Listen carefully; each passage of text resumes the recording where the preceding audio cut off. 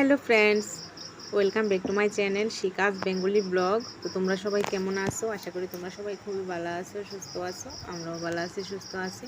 তো ওখানে বাজে সকাল 8টা। তো চাটা খাওয়া শেষ হয়ে আছে। আজকে রান্না করবো মেচুরের কোপ্তা কারি। তো গাছ থেকে কাটটালামও নিচে, একদম নিচে ওই। তো ওই দেখো কাটটা লাগছে, আর এক হাতে ক্যামেরা ভিডিও করতেছি, এক হাতে মোবাইল মানে কাটতেছি, মোবাইল ধরে রাখছি এক হাতে। তো ওই লিগা ভিডিওটা করতে অসুবিধাই হইতেছে। তো কিছু করণের নাই, আমার লগে কেউই নাই। আর আমার তো স্ট্যান্ড নাই একটা, যে স্ট্যান্ডের মধ্যে লাগাই ভিডিও করে এলামও। তারপরে দেখো পিছন দিকে ওই কাটটা লাইতেছি, কাটটা একবারে লই আই পড়ুম। তো কাটতে কিন্তু বেশি সময় লাগে না। এই দেখো অর্ধেক করে লাইছি, আর হাতের মধ্যে তেল লইছি। আর তো তোমরা দেখছো ওই বলের মধ্যে একটু তেল লইছি যাতে আটাটা সইরে জাগা। তো আমি আর কোনোদিন রাঁধছি না এঁচড়ের কোপ্তা কারি। সেদিনকার রিঙ্কু রান্না করছিল, তো খাইয়া শানু শুনু সবাই ভালোবাসছে। আবার শানুই আরম্ভ করছে রান্না করতাম। তো ওই লেগে আজকে কাটতে লাইছি, মানে কারা এখনো শেষ হয়েছে না, কাটতাছি। তো চলো দেখতে থাকো আজকার ব্লগ।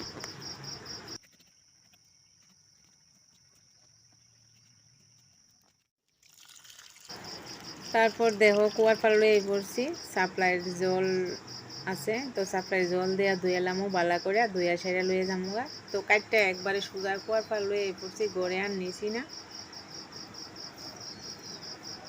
তো এক সময় কিন্তু আমি কাটতাম পারতাম না।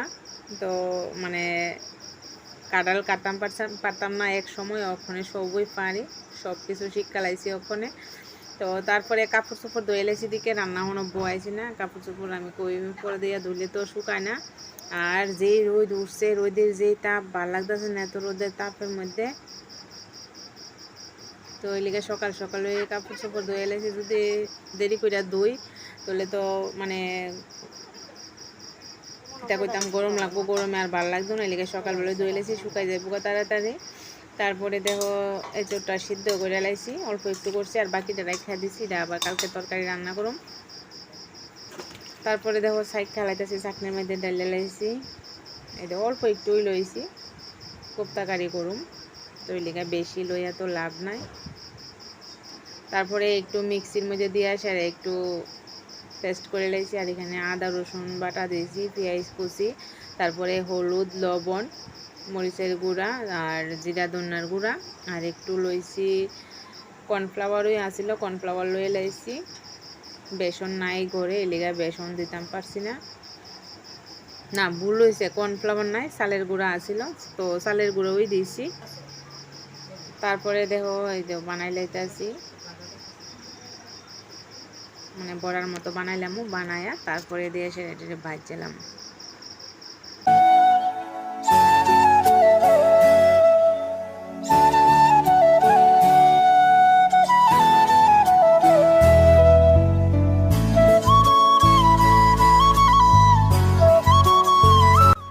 তো এদিকে দেখো সব কমপ্লিট হয়ে গেছে, ওখানে ভাজলাম। আর এখানে আলু ভাজালাইছি, টমেটো কাটা রেখে দিয়েছি। তারপরে দেখো অল্প একটু তেল দিয়েছি, তেলের মধ্যে বড়ারি ভাজলাম।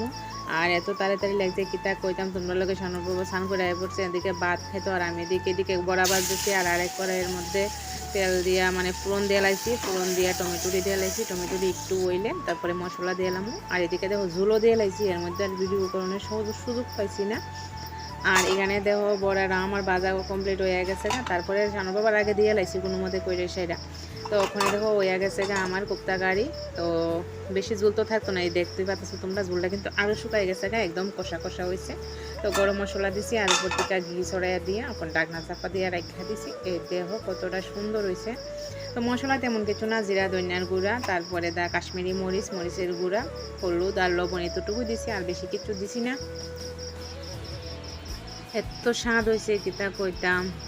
তো জীবনের প্রথম রাঁধছি, খাওয়াটা ভালোই হয়েছে। আর এখানে দেখো মানে লইট্টা শুটকি দিয়ে সেটা ভাজা করছি। তারপরে রান্নাবান্না শেষ করে, রান্নাঘরের কাজ শেষ করে, এত গরম লাগছে আজকে, গরমটা অতিরিক্ত কিতা কইতাম, সহ্য করতাম পারতাছি না। তো আম পান্না শরবত আনছে একটা, তো আম পান্না দিয়ে সেটা শরবত করতেছি, করে সেটা ওখানে খামো। কারণ গরমের জ্বালায় তো কোনো কিছু সহ্য হইতেছে না, সহ্যর বাইরে গেছে গা সব।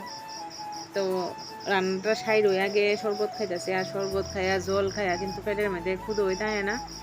ভাত খাইতাম বলে ভাত খাইতাম পারি না, তখন খাই লাইতেছি শরবত। আমরা সবাই গড়াইতেছি মানে শুনো মানে আমি বইয়েও রয়েছি, শুনু দেখো বিছনার মধ্যে শুয়ে রয়েছে, শানু বয়ে রয়েছে দিকে সুপাত। তারপরে দেখো বেডশিট পাততাছি আরেকটা নতুন, আগের বেডশিটটা একদম বদরং হয়ে গেছে। আর মাঝখানে তো আরেকটা বেডশিট বিছিয়েছিলাম দেখছিলাম, তো বেডশিটটা কেমন জানি একটু ফাইটটা হয়ে গেছে গা।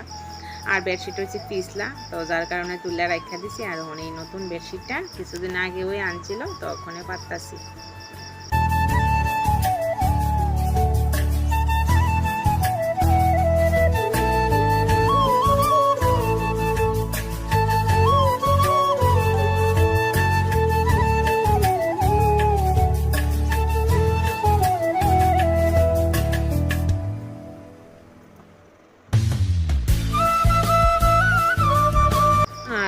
ঘরের সুন্দর হয়েছে, কিন্তু বিছনাটা যদি সুন্দর থাকে তাহলে ঘরে এমনিতে সুন্দর লাগে, ভাঙ্গা ঘর হলেও সুন্দর লাগে। আর এই দেখো টান টান করে একদম বিছনার বেডশিট পাইতে লাগছি। আর বেডশিটটা যদি টান টান না থাকে তাহলে কিন্তু ভাল লাগে না, আর বেডশিটটা সুন্দর হয়। আর এমনিতে নতুন একটা জিনিস পাতলে কিন্তু ঘরটা এমনিতে সুন্দর হয়ে যায়। তারপর দেহ গরমে জ্বালায় বাতাস নাই একটা পুরা, আমি না বাইরে হাঁটতাছি, হাঁটতে হাঁটতে দেখি হঠাৎ করে আকাশের এমন ভাব হইয়া গেছে গা।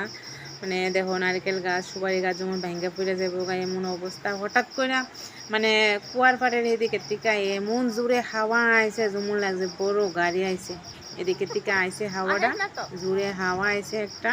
তো আমি রিং করে রাখতেছি, দুতুনে রাখতেছি। তারপর সবাই আইছে বাইরিয়া, তো শুনু আইছে, শুনু আইয়া বাইরে বয়ে রয়েছে।